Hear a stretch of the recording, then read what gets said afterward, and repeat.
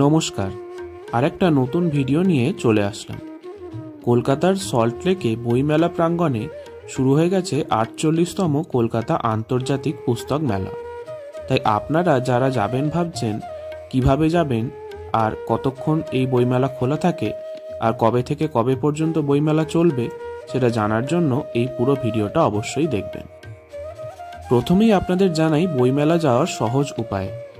আপনাদের নিকটবর্তী স্টেশন থেকে অথবা বাসে করে আপনারা চলে আসুন শিয়ালদা স্টেশন।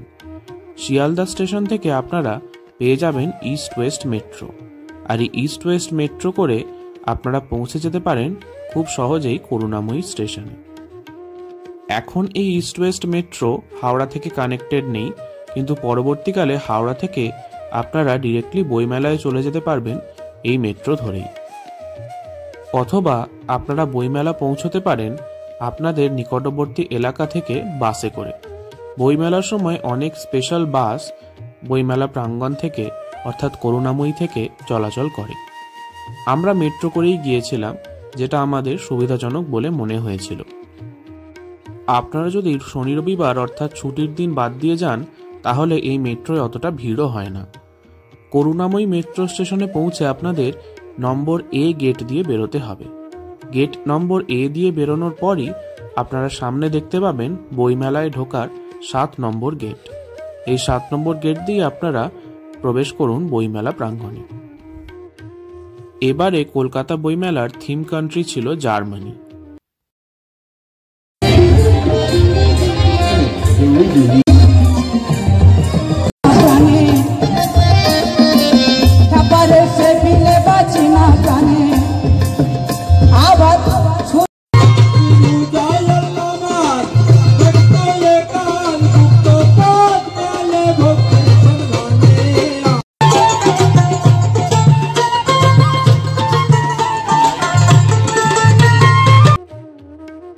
সাত নম্বর গেট দিয়ে প্রবেশ করার পর এরকম সুন্দর সুন্দর লোকসঙ্গীত আপনাদের স্বাগত জানাবে। ৭ নম্বর গেটের একদম কাছেই রয়েছে রূপা পাবলিকেশনের এই স্টলটা। তো এই স্টলটা আমরা সবার প্রথমে ঘুরে দেখলাম। ছোটদের থেকে বড়দের প্রায় সব রকমের বইয়ের কালেকশন রয়েছে এই রূপা পাবলিকেশনের স্টলে। আপনারা রাস্কিন বন্ড পছন্দ করেন বা সত্যজিৎ রায়, সবই পাবেন এখানে। চলুন এই স্টলটা ঘুরে দেখতে দেখতে আপনাদের কলকাতা বইমেলার ইতিহাস সম্বন্ধে একটু জানিয়ে রাখি। কলকাতা বইমেলা প্রবর্তিত হয়েছিল ১৯৭৬ সালে, কিন্তু এই বইমেলা আন্তর্জাতিক খ্যাতি অর্জন করে ১৯৮৪ সালে। বর্তমানে প্রত্যেক বছর জানুয়ারি মাসের শেষ বুধবার থেকে প্রায় ১২ দিন ব্যাপী এই বইমেলার আয়োজন করা হয়। এই বইমেলা প্রত্যেক বছর কলকাতার করুণাময়ীতে বইমেলা প্রাঙ্গণে অনুষ্ঠিত হয়। পুস্তক প্রেমীদের কাছে, অর্থাৎ যারা বই পড়তে ভালোবাসেন, তাদের কাছে কিন্তু এটা একটা স্বর্গরাজ্য।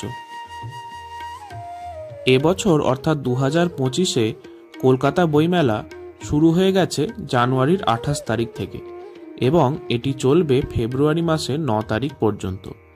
প্রত্যেক দিন দুপুর ১২টা থেকে রাত্রি ৮টা পর্যন্ত খোলা থাকে এই কলকাতা বইমেলা।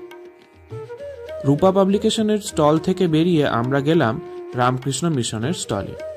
এখানে আমাদের কিছু বই সংগ্রহ করার ছিল। এই সরিষা রামকৃষ্ণ মিশনের স্টল থেকে আমরা স্বামী বিবেকানন্দের কর্মযোগ, ভক্তিযোগ, জ্ঞানযোগ এবং রাজযোগ এই ৪টে বই সংগ্রহ করেছিলাম।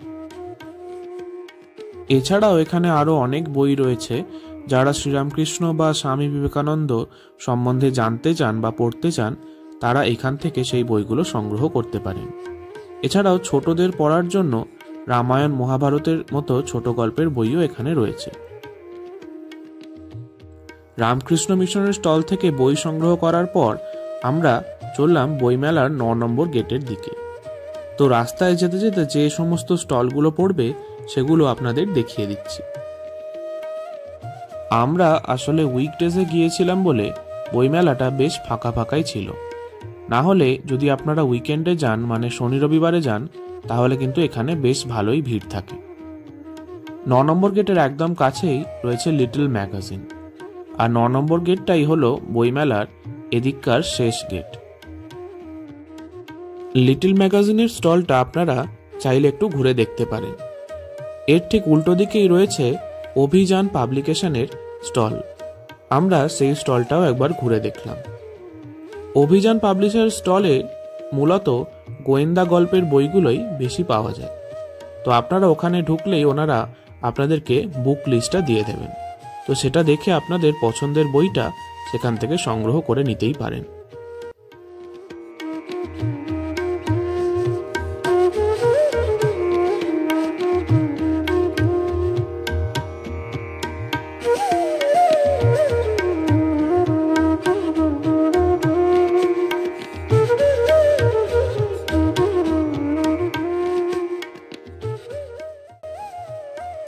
এরপর আমরা গেলাম লালমাটির এই স্টলেতে। লালমাটির স্টলটা তখনও কমপ্লিটলি তৈরি হয়েছিল না, ভেতরে কিছু কাজ চলছিল। এখানে গেলে আপনারা কমিক্সের বই এবং আরও অনেক ছোট গল্পের বই পেতে পারেন। এই দোকানটাও আশা করি আপনাদের বেশ ভালো লাগবে। আপনারা অবশ্যই কিন্তু এই দোকানটা একবার ভিজিট করবেন। বইমেলায় এসেছি বেশ কিছুক্ষণ হয়ে গেছে, আর বইমেলায় আসবো খাওয়া দাওয়া হবে না তা কি করে হয়। তাই এই স্টলটা থেকে বেরিয়েই আমরা চললাম খাবারের সন্ধানে। আপনারা ফুড কোর্ট বা টয়লেট এগুলো ইউজ করতে পারবেন একদম গেট নাম্বার 9-এর কাছেই। গেট নাম্বার 9-এর কাছেই ফুড কোর্ট রয়েছে। ফুড কোর্টে আপনারা ভেজ নন ভেজ সব রকমের খাবারই পাবেন। তো আমরা যে খাবারগুলো ট্রাই করেছিলাম, চলুন সেগুলো আপনাদের একটু দেখাই। প্রথমেই আপনারা IFB থেকে ট্রাই করে নিতে পারেন মাছের কোনো একটা আইটেম। আমরা ফিশ প্ল্যাটারটা ট্রাই করেছিলাম, যেটার দাম পড়েছিল 179, যাতে অনেক রকমের মাছের আইটেম একসাথে দেওয়া ছিল, যেগুলো খেতে কিন্তু খুবই ভালো ছিল। তো আপনারা অবশ্যই কিন্তু এটা একবার ট্রাই করবেন। এরপর যদি আপনারা চিকেনের কোনো আইটেম ট্রাই করতে চান, তাহলে অবশ্যই আমরা রেকমেন্ড করব হরিণঘাটা। আর হরিণঘাটা চিকেনের প্রাইস এবং কোয়ালিটি দুটোই খুব ভালো ছিল। আমরা এখান থেকে চিকেন টেংরি কাবাব আর গন্ধরাজ মোমো ট্রাই করেছিলাম। দুটো খাবারের স্বাদই খুবই ভালো ছিল। এরপর খাওয়া দাওয়ার শেষে একটু মিষ্টিমুখ না করলে কি করে হয়, তাই এই হরিণঘাটার পাশেই রয়েছে একটা মিষ্টির দোকান, যেটার নাম নলিন চন্দ্র দাস অ্যান্ড সন্স। তো এই দোকানটা থেকে আপনারা অবশ্যই মিষ্টি ট্রাই করতে পারেন। এখানকার সন্দেশ এবং মনোহরা সত্যিই খুব ভালো খেতে। মেলার জন্য মিষ্টিগুলোর দাম হয়তো একটু বেশি, কিন্তু মিষ্টিগুলোর কোয়ালিটি কিন্তু খুবই ভালো।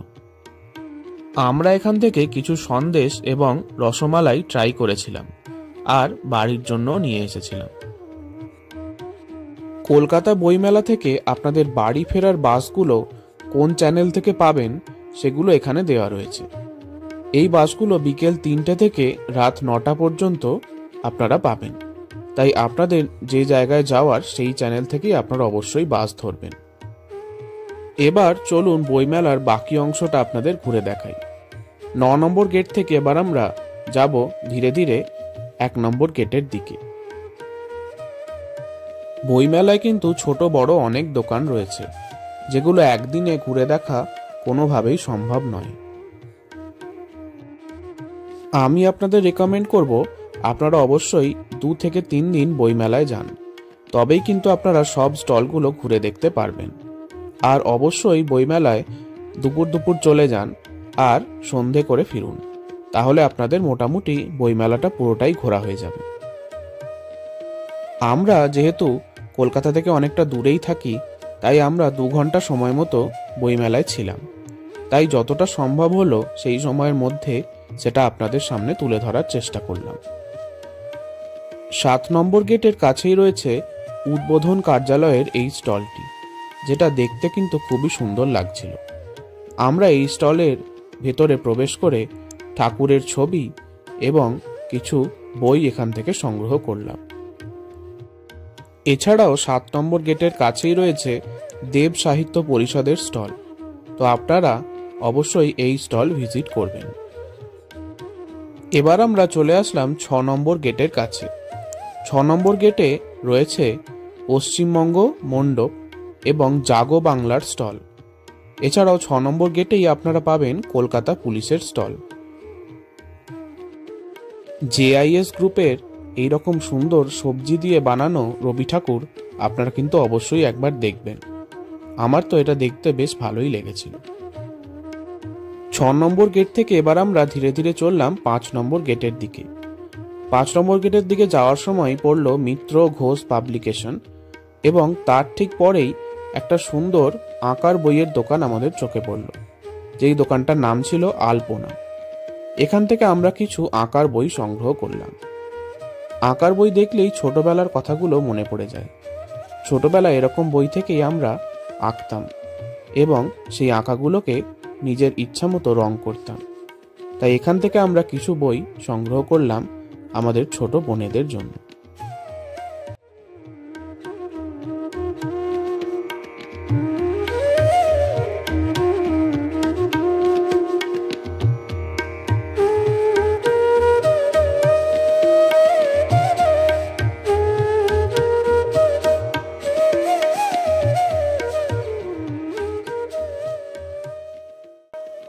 এবার আমরা একদম বইমেলার প্রায় মাঝামাঝি জায়গায় পৌঁছে গেছি।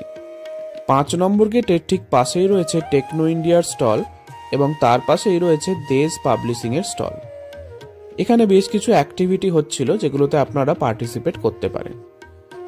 ছুটির দিনে আসলে এই দেশ পাবলিশিং এর স্টলে প্রবেশ করার জন্য আপনাদের একটা লম্বা লাইন কিন্তু দিতে হবে। আজকে যেহেতু আমরা উইকডেজে গিয়েছিলাম, তাই এখানে অতটা ভিড় ছিল না। এই জায়গাটায় রয়েছে গিল্ড হাউস, যেটা একদম বইমেলার মাঝখানে অবস্থিত। এখানে চারপাশে যে দোকানগুলো রয়েছে চলুন আপনাদের ঘুরে দেখাই।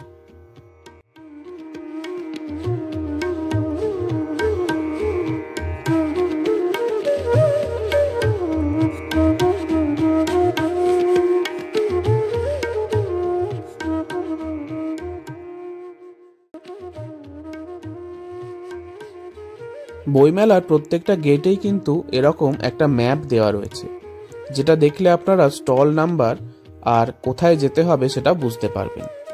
এছাড়াও একটা কিউআর কোড গেটের কাছে দেওয়া থাকে, সেটা আমি আপনাদের একদম শেষে দেখাচ্ছি। 5 নম্বর গেট থেকে এবার আমরা চললাম 4 নম্বর গেটের দিকে। প্রথমেই পেরোলাম এসবিআই অডিটোরিয়াম। এই অডিটোরিয়ামের ভেতরেও কিন্তু অনেক দোকান থাকে, আপনারা চাইলে সেগুলো অবশ্যই ভিজিট করবেন। সময়ের অভাবের জন্য সেই দোকানগুলো আমরা আর যেতে পারিনি। 4 নম্বর গেটের কাছে পৌঁছে যে স্টলগুলো আপনারা দেখতে পাবেন সেগুলো হলো আনন্দ পাবলিশার্স, আজকাল, পিছনেই রয়েছে পত্র ভারতী পাবলিকেশন, এবং এদিকে রয়েছে অক্সফোর্ড বুক স্টোর। তো এই সমস্ত দোকানগুলো আপনারা অবশ্যই একবার ভিজিট করবেন। এই জায়গাটায় কিছু বসার জায়গাও রয়েছে, তো আপনারা চাইলে ওখানে বসে কিছুক্ষণ রেস্টও করতে পারেন। এবার আমরা 3 নম্বর গেটের একদম কাছাকাছি পৌঁছে গিয়েছি। এখানেই রয়েছে এবারের থিম কান্ট্রি অর্থাৎ জার্মানির স্টল। তো সেই স্টলটাও আমরা একবার ঘুরে দেখে আসলাম। বিদেশি সংস্কৃতির সাথে দেশীয় সংস্কৃতির মেলবন্ধন এই সমস্ত জায়গায় আসলেই দেখা যায়। জার্মানির ফ্ল্যাগের কালারেই এই স্টলটা পুরো তৈরি করা হয়েছিল। ভিতর থেকে স্টলটা কিন্তু খুবই সুন্দর দেখতে লাগছিল, মনে হচ্ছিল যেন অজস্র বই পরপর সাজানো রয়েছে।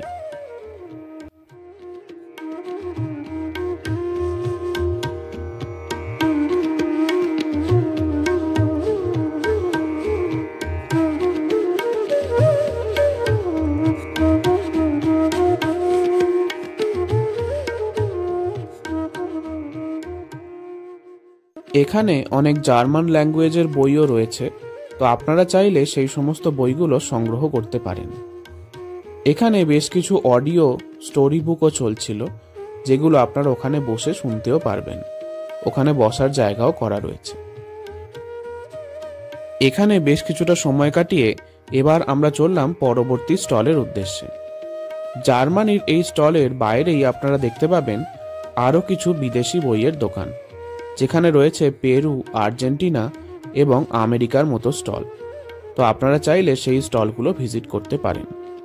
আমাদের যেহেতু হাতে আর সময় ছিল না, তাই এবার আমরা বইমেলাকে বিদায় জানিয়ে চললাম বাড়ির পথে। ভিডিওটা পজ করে এই কিউআর কোডটা আপনারা স্ক্যান করে নিলে আপনাদের ফোনে চলে আসবে এই বইমেলার ম্যাপ, যেটা দেখে আপনারা আপনাদের গন্তব্যে পৌঁছে যেতে পারেন। কলকাতা বইমেলার এই ভিডিওটা কেমন লাগলো কমেন্ট করে কিন্তু অবশ্যই জানাবেন। যদি ভিডিওটা ভালো লেগে থাকে তাহলে একটা লাইক করবেন আর ভিডিওটা সকলের সাথে শেয়ার করে দেবেন। 9 ফেব্রুয়ারি পর্যন্ত চলছে এই কলকাতা বইমেলা, তাই সপ্তাহান্তে বা সপ্তাহের মধ্যে পরিবারের সকলকে নিয়ে একবার অবশ্যই ঘুরে আসুন কলকাতা বইমেলা থেকে। আজকের ভিডিওটা এখানেই শেষ করছি। সকলে খুব ভালো থাকবেন।